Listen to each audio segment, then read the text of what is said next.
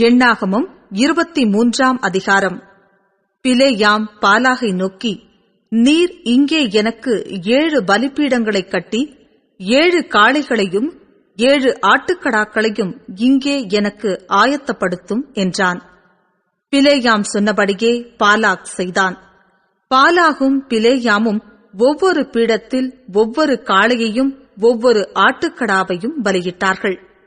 பின்பு பிலேயாம் பாலாகை நோக்கி, உம்முடைய சர்வாங்க தகன பலி அண்டையில் நில்லும், நான் போய் வருகிறேன். கர்த்தர் வந்து என்னை சந்திக்கிறதாயிருக்கும். அவர் எனக்கு வெளிப்படுத்துவதை உமக்கு அறிவிப்பேன் என்று சொல்லி ஒரு மேட்டின் மேல் ஏறினான். தேவன் பிலேயாமை சந்தித்தார். அப்பொழுது அவன் அவரை நோக்கி, நான் 7 பலிபீடங்களை ஆயத்தம் பண்ணி ஒவ்வொரு பலிபீடத்தில் ஒவ்வொரு காளையையும் ஒவ்வொரு ஆட்டுக்கடாவையும் பலியிட்டேன் என்றான்.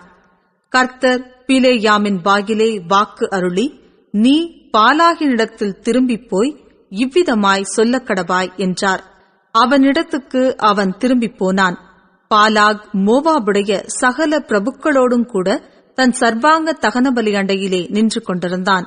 அப்பொழுது அவன் தன் வாக்கியத்தை எடுத்துரைத்து, மோவாபின் ராஜாவாகிய பாலாக் என்னை கிழக்கு மலைகளிலுள்ள ஆராமிலிருந்து வரவழைத்து, நீ வந்து எனக்காக யாக்கோபை சபிக்க வேண்டும், நீ வந்து இஸ்ரவேலை வெறுத்துவிட வேண்டும் என்று சொன்னான். தேவன் சபிக்காதவனை நான் சபிப்பதெப்படி? கர்த்தர் வெறுக்காதவனை நான் வெறுப்பதெப்படி? கன்மலையுச்சியிலிருந்து நான் அவனைக் கண்டு குன்றுகளிலிருந்து அவனை பார்க்கிறேன். அந்த ஜனங்கள் ஜாதிகளோடே கலவாமல் தனியே வாசமாயிருப்பார்கள். யாக்கோபின் தூளை எண்ணத்தக்கவன் யார்? இஸ்ரவேலின் காற்பங்கை எண்ணுகிறவன் யார்? நீதிமான் மரிப்பது போல் நான் மரிப்பேனாக, என் முடிவு அவன் முடிவு போல் இருப்பதாக என்றான். அப்பொழுது பாலாக் பிலேயாமை நோக்கி, நீர் எனக்கு என்ன செய்தீர்? என் சத்துருக்களை சபிக்கும்படி உம்மை அழைப்பித்தேன், நீர் அவர்களை ஆசிர்வதிக்கவே ஆசிர்வதித்தீர் என்றான். அதற்கு அவன், கர்த்தர் என் வாயில் அருளினதையே சொல்வது என் கடமையல்லவா என்றான். பின்பு பாலாக் அவனை நோக்கி, நீர் அவர்களை பார்க்கத்தக்க வேறொரு இடத்திற்கு என்னோடே கூட வாரும்.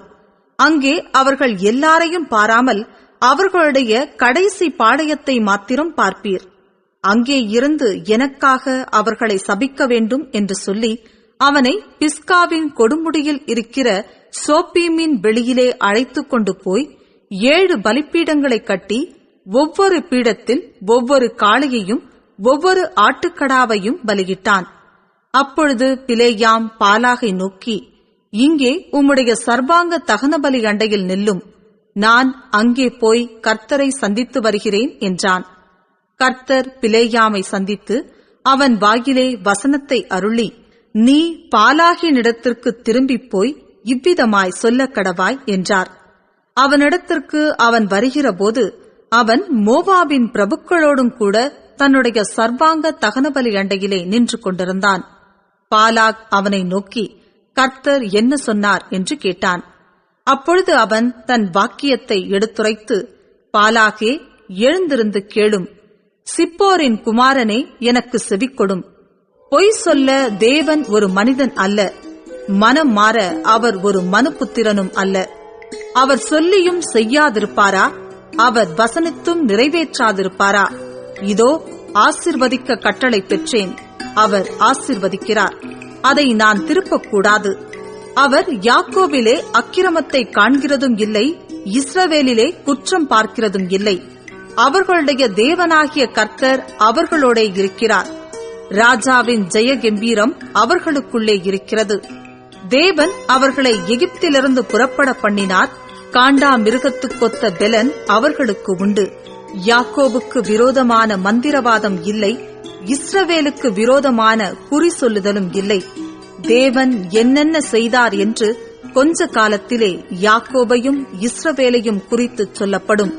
அந்த ஜனம் துஷ்ட சிங்கம் போல எழும்பும், பால சிங்கம் போல நிமிர்ந்து நிற்கும். அது தான் பிடித்த இரையை பட்சித்து வெட்டுண்டவர்களின் இரத்தத்தை குடிக்கும் மட்டும் படுத்துக் கொள்வதில்லை என்றான்.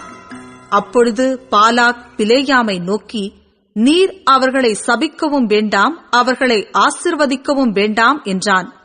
அதற்கு பிலேயாம் பாலாகை பார்த்து, கர்த்தர் சொல்லுகிறபடியெல்லாம் செய்வேன் என்று உம்மோடே நான் சொல்லவில்லையா என்றான்.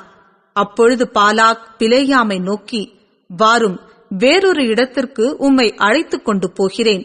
நீர் அங்கே இருந்தாவது எனக்காக அவர்களை சபிக்கிறது தேவனுக்கு பிரியமாயிருக்கும் என்று சொல்லி அவனை எஷிமோனுக்கு எதிராயிருக்கிற பேயோரின் கொடுமுடிக்கு அழைத்துக் கொண்டு போனான். அப்பொழுது பிலேயாம் பாலாகை நோக்கி, இங்கே எனக்கு 7 பலிப்பீடங்களை கட்டி இங்கே எனக்கு 7 காளைகளையும் 7 ஆட்டுக்கடாக்களையும் ஆயத்தம் பண்ணும் என்றான்.